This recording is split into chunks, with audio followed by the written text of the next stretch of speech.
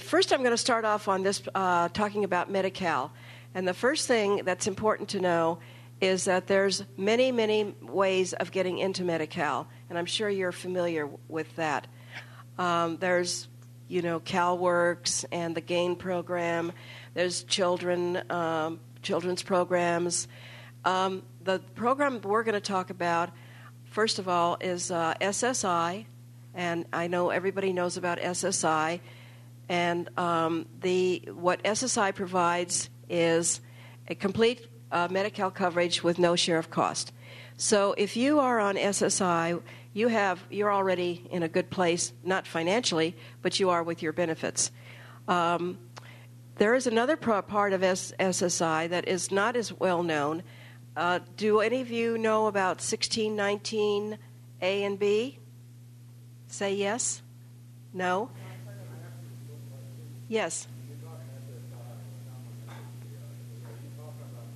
No, I'm just on SSI right now. SSI is a needs-based income, and SSDI is a program that's part of Social Security to which you have contributed. So on SSI, it's needs-based, and you have no other income. And so that now is $845 a month in California.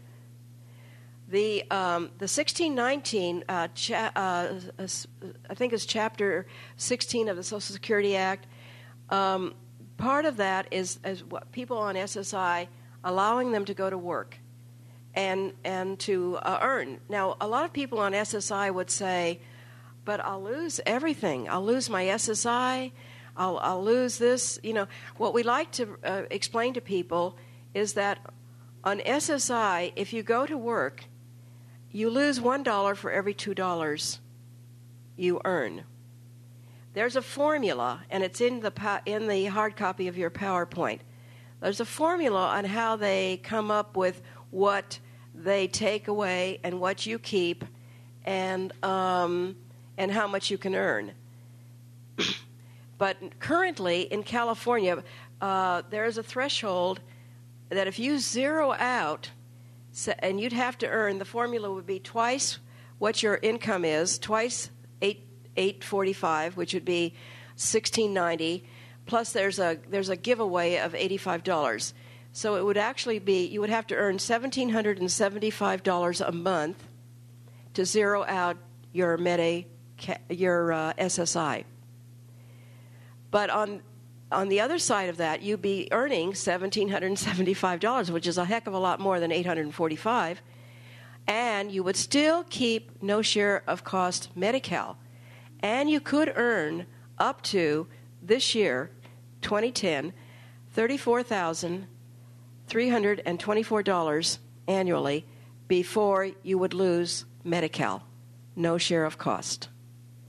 That's 1619B. So you still have options to earn and to keep full scope MediCal with no cost. That's important to know because a lot of people don't know they have that option and are afraid to go to work. We have an example that we show where somebody gets offered a part-time job for $500 a month and loses. According to this formula, you subtract 85 from the 500, you get 415, and then you divide that in half, and you have 207. So actually, you're losing $207 from your 845, but you're earning 500. So you see, you're still better off. Your actual income for the month would be 1137. So you're actually better off than the 845 if you had an option to be employed for that kind of money, part-time, anything, Okay, that's what the MediCal 1619B. There's another way of getting into MediCal. If you make more, if your income is more than $845, for instance, say you're on SSDI and you're making, say, $1,100. You receive $1,100 a month on SSDI because you've worked and contributed to the Social Security program. And SSDI is what you would receive if you were achieving your full retirement age, but you leave work earlier because of a disability. But it's the same amount of money that you would receive based on your contributions. So, say you're on SSDI and your income is $1,100. That's you're eligible for the aged and poverty level MediCal with full coverage, full scope, no share of cost. If your income is above $1,133, you will go automatically into the share of cost category. They call it medically needy, and that program is draconian. The figure that is being used for what you need to live on is $620 a month, and it hasn't changed since the 70s. So that would, if you say you're over 1133, say you're 1200, then you subtract 620 from the 1200, which would be 580. No, is that right? 580. Anyway, they would take away $580 share of cost and leave you the 620, and you would have to pay out of pocket $580 for any kind of medical service before MediCal would go into effect and help you out. So most people wouldn't be able to do that. Most people would be able to have to choose between buying the groceries, going to the doctor, paying the rent. So that program, the medically needy, and what you're hearing about, I know right now, is a lot of people being notified that all of a sudden they have a share of cost.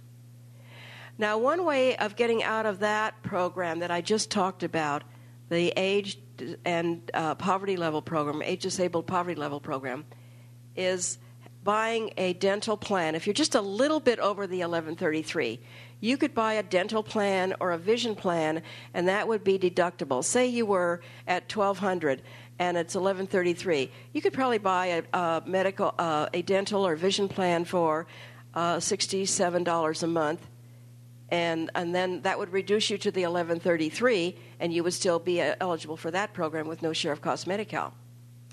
But if it's way over, and we have some terrible examples of people being notified with $800, $900, $1,000 share of cost, this is when now the 250% MediCal Working Disabled program can kick in and rescue you.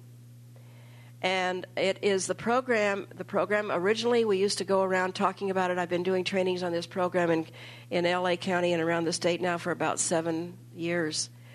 We used to talk about that it was a wonderful thing for people with disabilities to know they could work, that they could be employed, and that on this program you could earn as much as, this year, $55,000 a year and still receive MediCal. It would be on a premium, this is the only program like it, a premium monthly buy-in. That's what this program is about. And that's why we've sold it to the state of California, because they can